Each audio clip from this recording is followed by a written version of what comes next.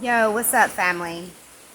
In the book of Titus, chapter 3, verse 10, if people are causing divisions among you, give a first and second warning. After that, have nothing more to do with them. What does that mean?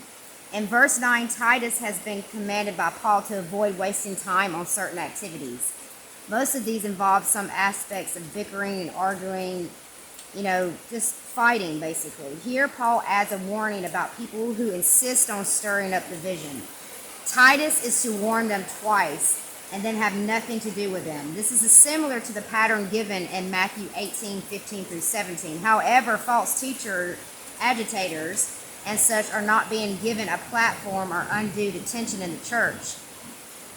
Their own conduct condemns them. As verse 11 will explain, Titus is told in no certain terms not to have any association with someone who tries to cause divisions within the church.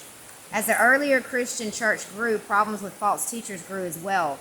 Later in the New Testament, writings will speak often against the false teachers, warning believers to stay away from them.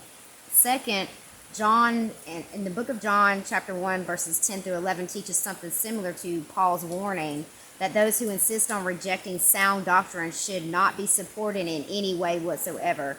Jude chapter 1, verse 4 suggests that some of those who are divisive have come into the churches unnoticed and may be found later.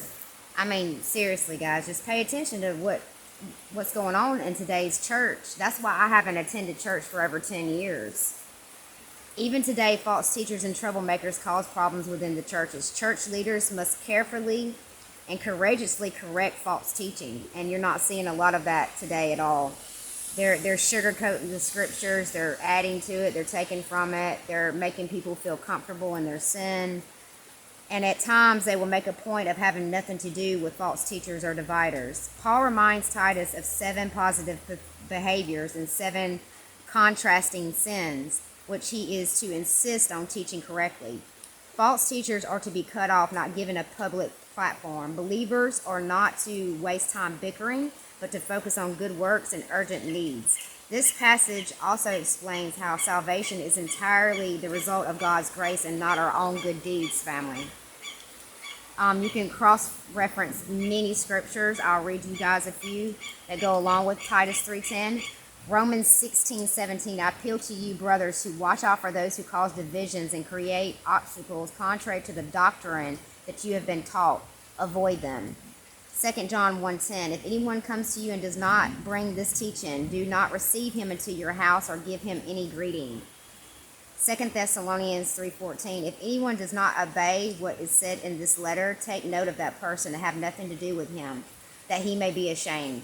Matthew 18:15 through 17, if your brother sins against you, go and tell him his fault between you and him alone. If he listens to you, you have gained your brother. But if he does not listen, take 1 or 2 other witnesses along with you, that every charge may be established by the evidence of 2 or 3 witnesses. If he refuses to listen to them, tell it to the church. And if he refuses to listen to even the church, let him be as a Gentile and a tax collector. 2 Timothy 3:5, having the appearance of godliness but denying its power, avoid such people. 2 Corinthians 13:2, I warn those who sin before and all the others. I warn them now while absent and as I did when present on my second visit, that if I come again, I will not spare them. 2 Thessalonians 3:6, now we command you, brothers, in the name of our Lord Jesus Christ, that you keep away from any brother who is walking in idleness and not according with the tradition that you received from us. 2 Peter 2:1, but false prophets also arose among the people, just as there will be false teachers among you, who will secretly bring in destructive heresies, even denying the master who brought them, bringing up themselves swift destruction. Galatians 5:20, idolatry, sorcery, strife, jealousy, fits of anger,